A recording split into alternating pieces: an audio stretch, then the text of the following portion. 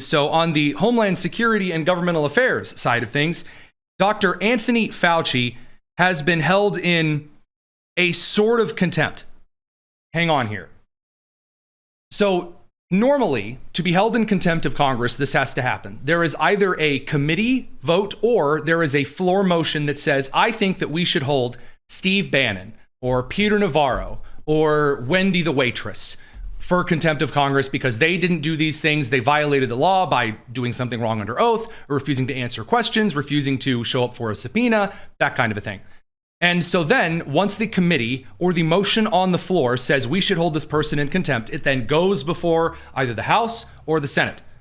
And usually, little asterisk there, you have this kind of a motion is then pushed to the front of the schedule. So even if the leader of the House, the Speaker, Mike Johnson, or Senate Majority Leader John Thune doesn't have this up for the front of the schedule, it usually gets pushed to the front of the schedule because holding in contempt of Congress, it's a pretty big deal. It's considered holding up the basic business of Congress. The thing that Ted Kennedy used to go on and on about all the time when he wasn't, doing really awful things in his personal life. So that type of business at the moment, in this instance, I do appreciate the act of the Senate Homeland Security and Governmental Affairs Committee with Rand Paul. They voted 8-5 along party lines to hold Dr. Anthony Fauci in contempt of Congress. And as for the why, we'll get into that, but here is this motion taking place and the vote of the committee.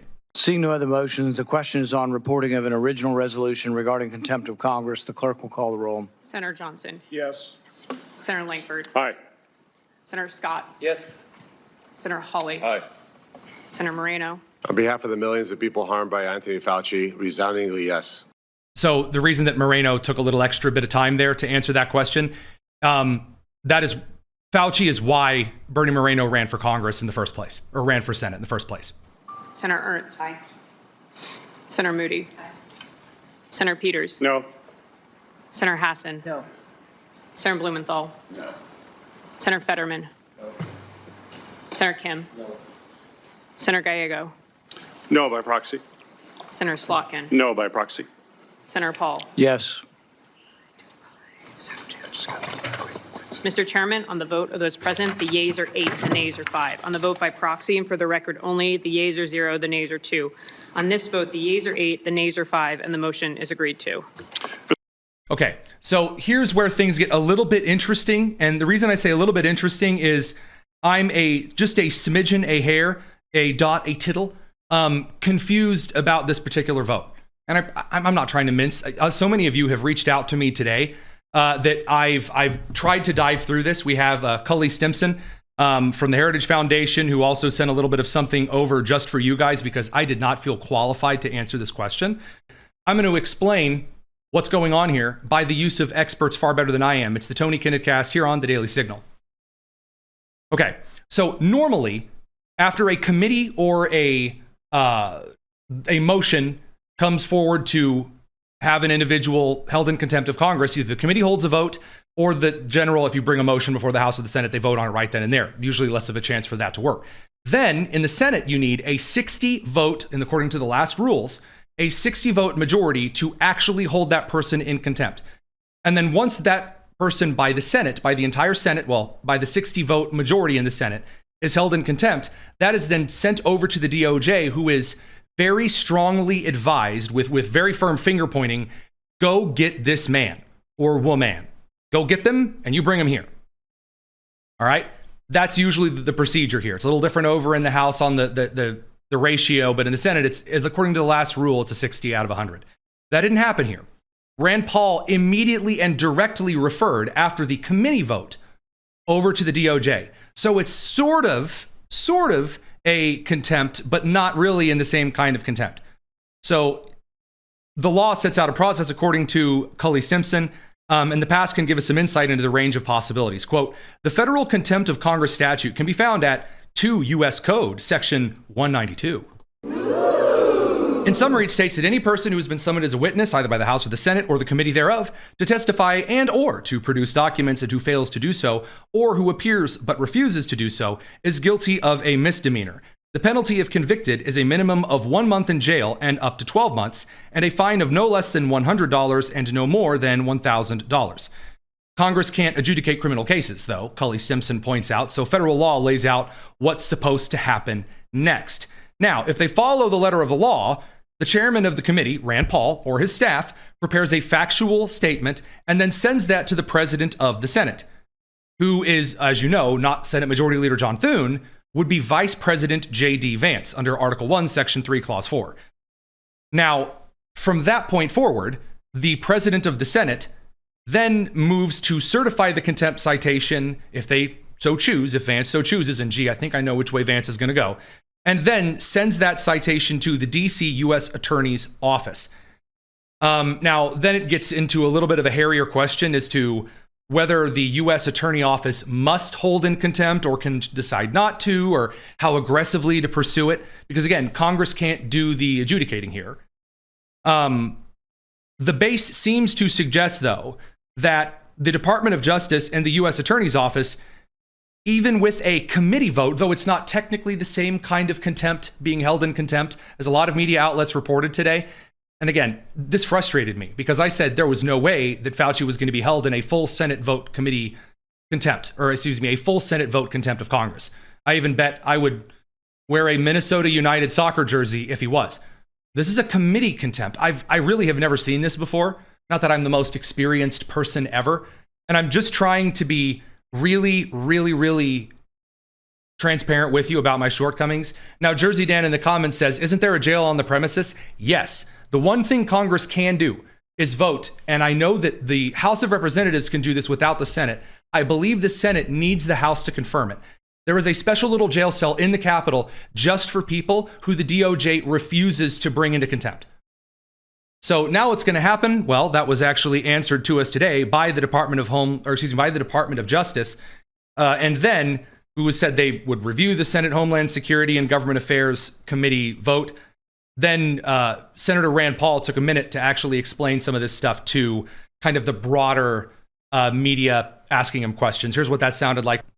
Okay, Bill, so the Department of Justice says it will review the contempt vote against Dr. Anthony Fauci that just happened here live in the last hour. This comes after Senate investigators got a hold of Dr. Fauci's COVID-era phone, the government phone. They have it. Here is Committee Chairman Rand Paul just moments ago speaking with reporters. 1 million Americans died, and I think they deserve to know the truth.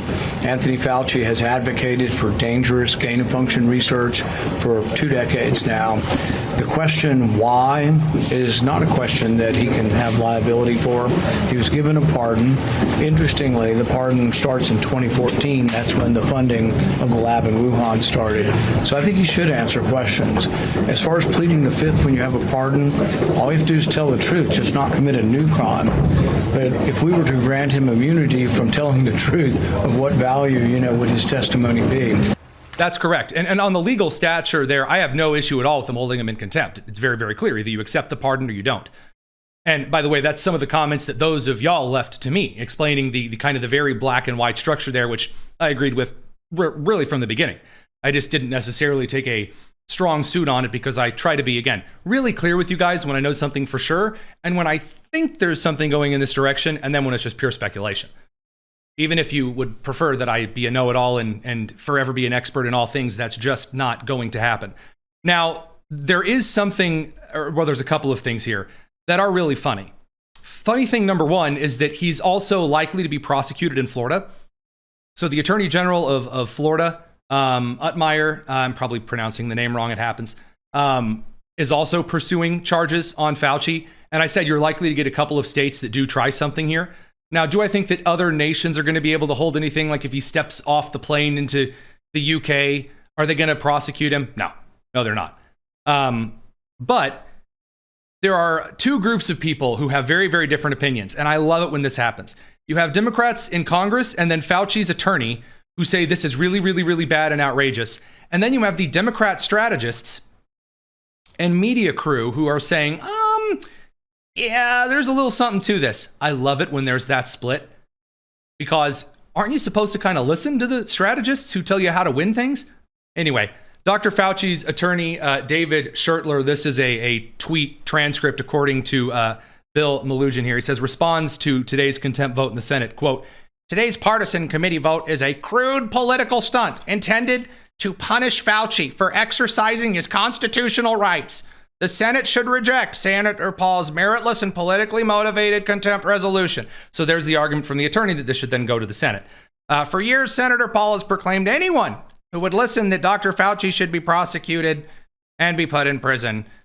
Essentially saying that, well, I mean, Fauci spent 50 years in public health and he saved lives and he's a hero. I mean, it's stuff that an attorney would say. I do enjoy that this attorney also got kicked out because he couldn't shut his mouth and tried to answer for the subpoenaed individual, which I know you can't do in a congressional setting, because that's the point of the... So your Miranda rights, okay? There are some specialties that Congress, as the head legislative body of this country, can waive by bringing you before them. You're under a different set of rules. Just like when you are in the military, you're under a different set of standards that a civilian is not. In the same way that, for example, if you're brought before testimony for the Supreme Court, there's a different set of rules than testifying in a regular district federal court. Some of them are very slight, but they make big differences in cases. Now, Chuck Todd, yeah, he's pretty clear over on the CNN side of things. This was a big mistake for Fauci to play this game. I'll be honest with you. I thought Anthony Fauci made a huge mistake in pleading the fifth. I think you hand a talking point. I think the average person hears that and thinks, oh, maybe he does have something to hide. Correct, by the way. Again, pleading the fifth does not impart guilt and it does not impart innocence.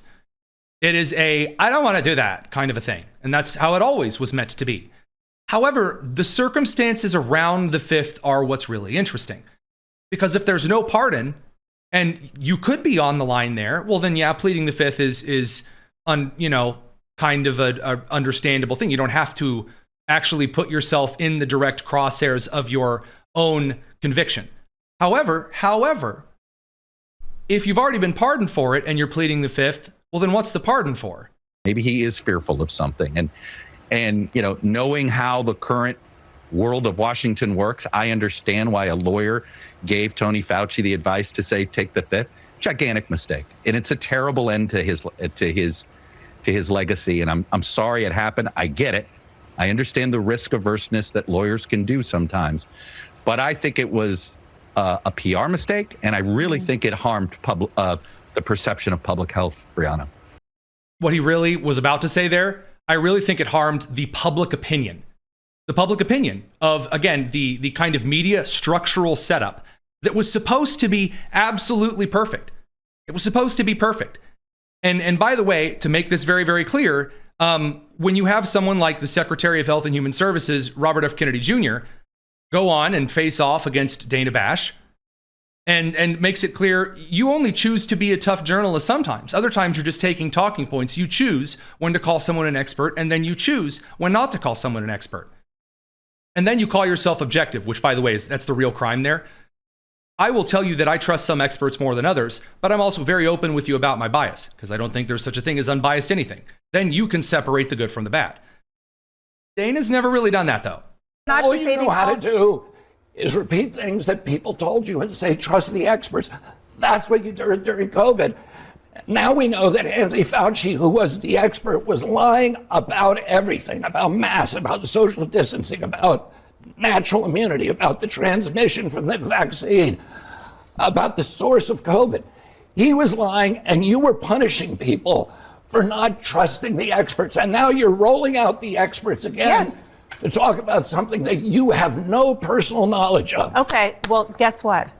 That is my job, to talk to people. Your job is to tell the truth to the American public. Yes, and my job is to get as much information as I can. And what we were doing, skepticism, what we were doing in COVID and still with regard to these vaccines is getting the best information, the best science that we can, and putting it out there. And sir. But see, here's the problem. No one believes that. Why? Because Jake Tapper was having dinner with Fauci multiple times throughout the thing when Fauci was lying in his diary. Or was saying he knew he was lying in his diary. Whether it came from the point of origin or whether it came for closures or whether it came to policy or his weird obsession with himself on the media side. When you are in media, the minute that you tell your audience something and get caught doing something else, your credibility is over. Because then it's not authentic. It's an op.